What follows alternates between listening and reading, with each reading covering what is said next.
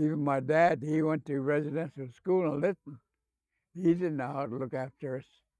So we were just like orphans, my sisters and I. My two sisters already went to residential school. So I was by myself with my kid sister. And she passed away during that time because there was no food for our people.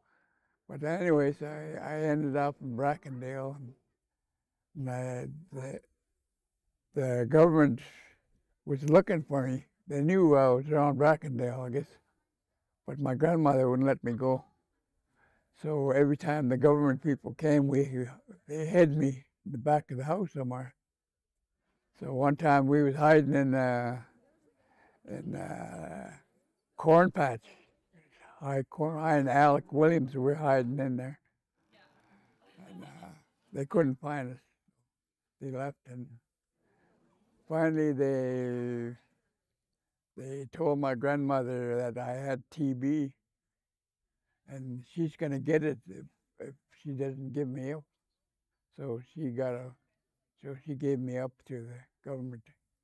Took me to Vancouver, and her name was Nurse Gary. She was a traveling nurse, but she took me all the way down to Chilliwack, Sardist. But I didn't know that I was lost again. I didn't know where I was going or what they were doing to me, and finally I ended up there. I went to that hospital. I was in there, and they sent me to Alert Bay, and I didn't even know where that was. So they put me on a steamboat, and I went up that way.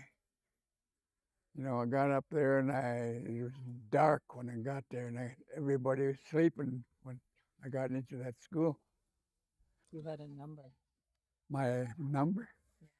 Oh, school number? Yeah. Yeah, 745. I had that. They gave it to me when I walked in that school.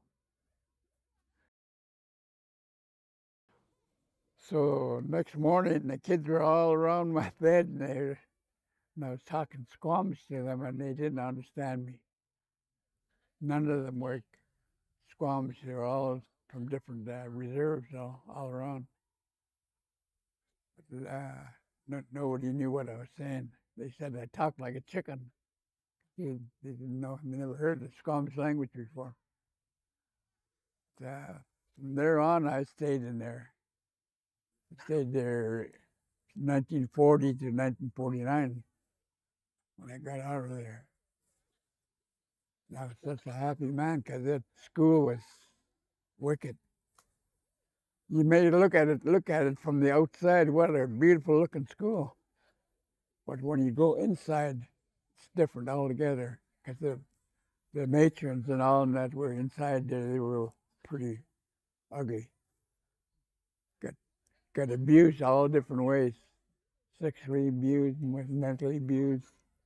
All that happened to me, and I couldn't tell anybody because they just laugh at me when I tell them it couldn't happen. This will never happen in that school. We had all the Army regulations in that school because we were cadets, Army cadets. And everything had to be Army way.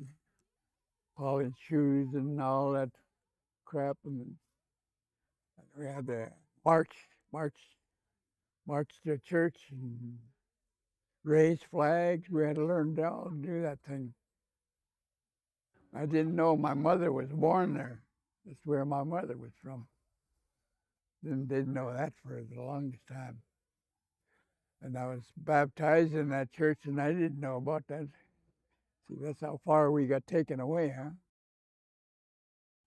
You should have seen that when they tore that school down. They tore the front. I was there when they tore it down. And that right in there is when I'm walking up the steps. That's where I left my language. That's where they took it away. I didn't know nothing after that went down. So I was thinking, geez, I wish I could go back to there again, get my language back, and start over again. But you can't do it. So I wasn't the only one. There were Indians from all over, our people from all over, right up to Haida, right down to Campbell River.